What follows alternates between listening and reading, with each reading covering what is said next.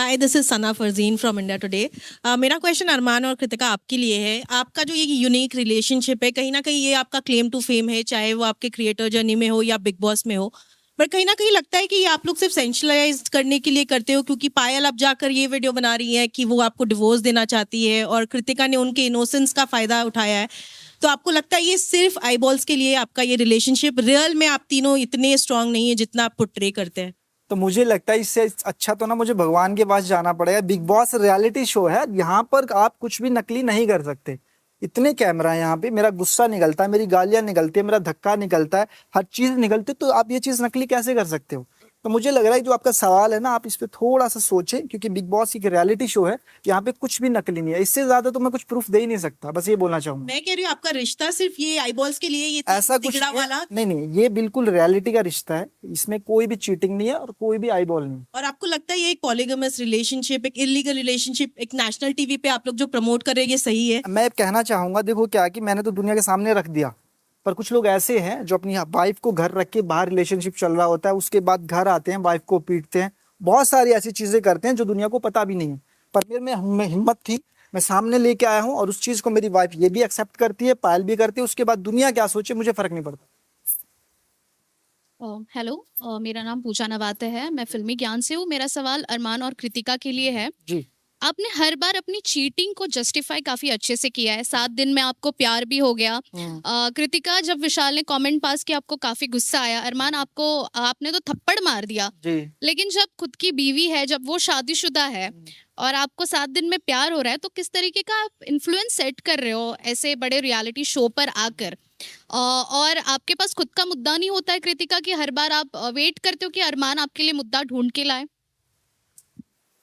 तो देखो, ये जो हमारी रियल स्टोरी है ना, इस 7 दिन में प्यार, वो ऑलरेडी सबको पता है। मैं इस रियलिटी शो में आई थी तो यहाँ पे जितने भी लोग हमें नहीं जानते थे, मैंने सबको बताया। और हम तीनों इस शो में आए थे कि हम तीनों अपना प्यार लोगों को दिखा सके, क्योंकि बाहर ना बहुत सारे लोगों के क्वेश्चन होते हैं कि आप तीनों जो साथ में रह रहे हो, क्या वो सच है, क्या वो सच में आप तीनों साथ में रहते हो? तो हम लोग इसलिए इस शो पे आए थे ताकि लोगों को ना ये चीज क्लियर होए कि हम तीनों साथ में रहते हैं। बाकी जो मुद्दे वाली बात है, आप थोड़ा सा और क्लियर करके प्लीज मैं बता देता हूँ मुद्दा क्या होता है ना, कि अब सोचो विशाल था, उसमें कृतिका ऐड थी, उसके बाद दूसरा मुद्दा हम ले लेते हैं, जब शिवानी ने डिसीजन लिया था कृतिका को पीछे कर दिया और सना मकबूल को आगे कर दिया, वो मुद्दा भी ऐड ऑन था। उस चीज के लिए जब ये रेस वाली बात हुई थी, शिवानी संचालक थी, शिवानी ने बोला कि कृतिका तुम हार गई हो और सना चली गई, तो उस मुद्दे में पहले मैं बोली थी।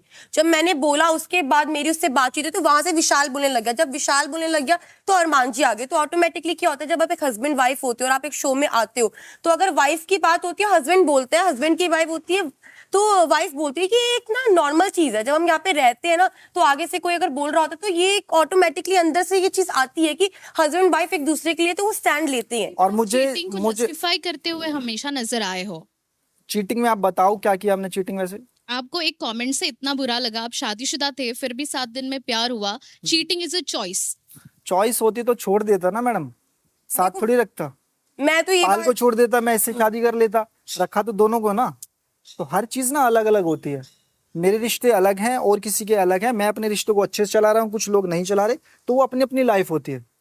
तो मेरा कहने का मतलब ये है, अगर ऐसा होता तो मैं पायल को छोड़ देता, इसको रखता, पर मैंने दोनों को रखा और दोनों को इज्जत दी, और आज जो भी कुछ कर रहा हूँ इन्हीं के लिए कर रहा हूँ।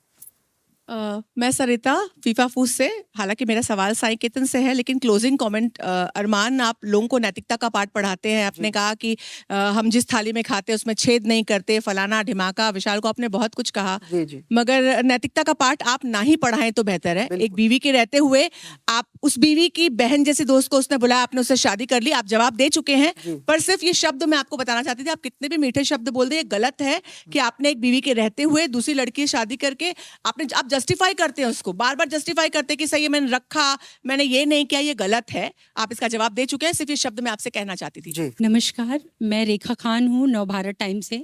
मेरा सवाल कृतिका से है और अरमान से है। अरमान, इतनी देर से हम सुन रहे हैं और हमने देखा, आप बार बार कह रहे हैं कि मैं इसको भी रख सकता हूँ, उसको भी रख सकता हूँ। बहुत गलत है। आपने सबसे पहले तो पायल की मजबूरी का फ़ायदा उठाया, जितना हमने देखा, तो उसके लिए आप गलत हैं। आप उसको किसी जन्म में उसको आप जस्टिफाई नहीं कर सकते हैं। और कृतिका, हमने एक कहावत सुनी है ना कि डायन भी 7 घर छोड़ करके वार करती है। तो आपने तो मतलब अपने जो फ्रेंड है, आपने पूरा किस्सा बयान किया कि कैसे मतलब आप कैसे करीब आई, 7 दिन में कैसे हुआ, आपने कैसे उनसे नंबर मांगा। तो कहते ना वो कहावत को भी आपने एकदम सच कर दिखाया कि औरत औरत की दुश्मन होती है। हम हमेशा इतने सालों से इस चीज़ को मतलब हटाना चाह रहे हैं। तो मेरा सवाल आपसे ये है कि यही सिचुएशन अगर पायल आपके साथ करती, आप अगर पहली बीवी होती और पायल इस तरह से करीब आके 1 हफ्ते के अंदर और इस तरह की चीज़ें करके, जितना कि आप इंटरेस्ट ले लेके बता रही थी, तो फिर तो क्या आप मतलब आप बर्दाश्त करती? तो सबसे पहले तो मैं ये बात बोलूंगी कि हम एक रियलिटी शो में जो चीजें बाहर है वो मैं बाहर भी अपने ब्लॉग्स में बता चुकी, तो मैं इधर आके ना लोगों से झूठ नहीं बोलना चाहती थी। जो चीजें हैं मैंने वो बातें करी, और ठीक है मुझे प्यार हुआ, मैं मानती हूँ मुझे प्यार हुआ, और हर किसी को प्यार होता है, और अरमान जी ने मेरा साथ दिया, और पायल का जो इस चीज के अंदर पूरा का पूरा हाँ था, मतलब पायल ने हाँ करी तभी ये शादी हुई, तभी ये चीजें आगे बढ़ी। तो भाई ये जो चीजें ये हमारी पर्सनल है, हम तीनों की अंडरस्टैंडिंग है। और जो आप बोल रहे हो ना कि डायन ये सब, तो भाई ठीक है, ये मानती हूँ ये चीजें होती है, बल्कि मैं यही बात बोलूंगी कि सबसे इंपॉर्टेंट होती है अंडरस्टैंडिंग, जो कि हमारी है। और चीजें बहुत ज्यादा खराब हो चुकी थी, मैंने सुसाइड करी, मैंने अपनी चीजें खराब की, मैंने मरने की कोशिश करी। एक ऐसा टाइम आ गया था कि हम तीनों अलग हो चुके थे, मैंने रिश्ता खत्म करने की कोशिश करी। मैंने ये टाइम भी देखा कि मैं इनकी लाइफ से अलग हो जाऊं, पायल हमारी लाइफ से अलग हो जाए, हम तीनों अलग हो चुके थे। अलग होने के बाद मुझे फिर एंड में चीजें समझ आई कि हाँ मैं नहीं रह सकती ना इनके आप बिना। अभी भी मेरे सवाल का जवाब नहीं दे रही है। मैं कह रही हूँ कि अगर आपके साथ पायल ऐसा करती तो आप बर्दाश्त करती? बस मेरा सवाल इतना है, बाकी आपकी पूरी कहानी तो पूरी दुनिया जानती है। तो देखो चीजें जब होती तब की तब मैं देखती, बाकी जो पायल ने किया वो बहुत, मुझे पता है पायल ने सही किया है, और मैं अगर पायल की जगह होती तो मैं भी यही करती। Thank you. अरमान जी, आप मेरे में जरूर बोलना। ऐसे तो कॉन्ग्रेचुलेशंस आप सभी को, आप आ गए हो फिनाले वीक में। मैं आप दोनों को कहना चाहूंगा, चिट भी मेरा पट भी मेरा, ये कैसा गेम हो रहा है?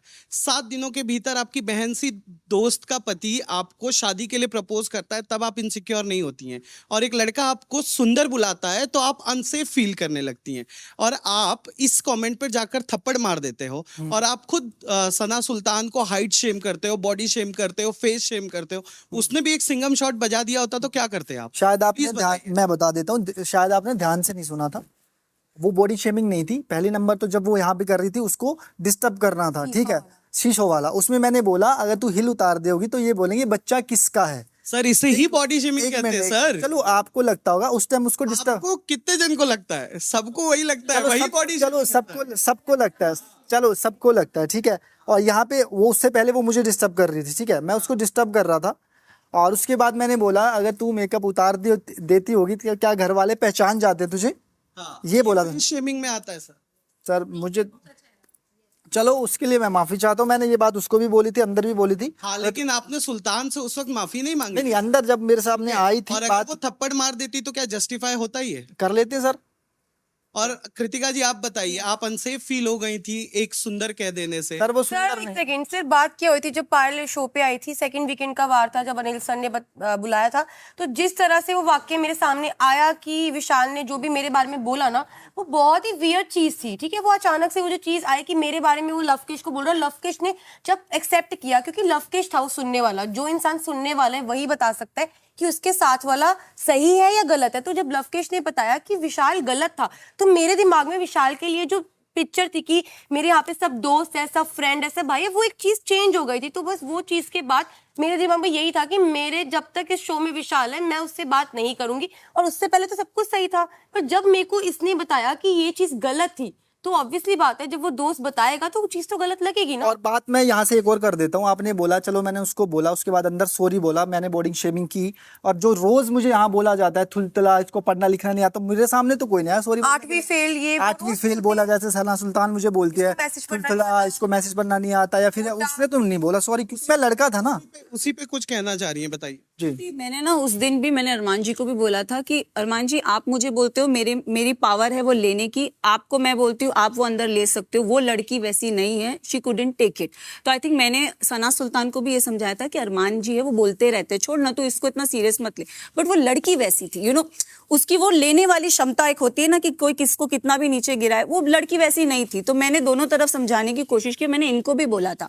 और रही बात मुझे विशाल वाले टॉपिक पे बोलना है, विशाल ने डे 1 से भाभी को मुंह पे बोला है, भाभी आप कितनी क्यूट हो, कितनी सुंदर हो, तब इनको अनसेफ फील नहीं हुआ. After that incident she started feeling unsafe. एक सेकंड किसी को सामने, आप मेरी बात समझे, किसी को सामने बोलना. अब रणवीर जी भी अगर मुझे सामने से तारीफ करे कि कृतिका बहुत अच्छी लग रही है, वो बात एक अलग है, पर वो अपने दोस्त को कान में बोल रहा है और उसका दोस्त मुझे आगे से बोल रहा है. एक मिनट मुझे बोलनी चाहिए, ये बात गलत है कि ये बात गलत है, आप समझिए ना. और उसके बाद वो गिल्टी मानता है, और जब ये बात पायल मुंह पे बोलती है तो वो कहता है ओ यार शिट, मेरा भेद खुल गया. उसने ये भी बोला, मुझे आई एम रियली सॉरी भी बोला, आप समझिए. अब मैं साईं को बोल रही हूँ कि साईं तुम अच्छे लग रहे हो, ठीक है, और मैं रणवीर जी के कान में साईं के लिए कुछ अलग बात बोल रही हूँ. रणवीर जी बोले कि कृतिका का तेरे लिए बोलना गलत था, तो ऑब्वियसली बात है ना, साईं यही सोचेगा ना कि गलत था. आप समझिए, सामने बोलना और कान में बोलना, और जिसको तुम कान में बोल रहे हो उसका दोस्त एक्सेप्ट कर रहा है कि वो गलत है, इन दोनों में फर्क है.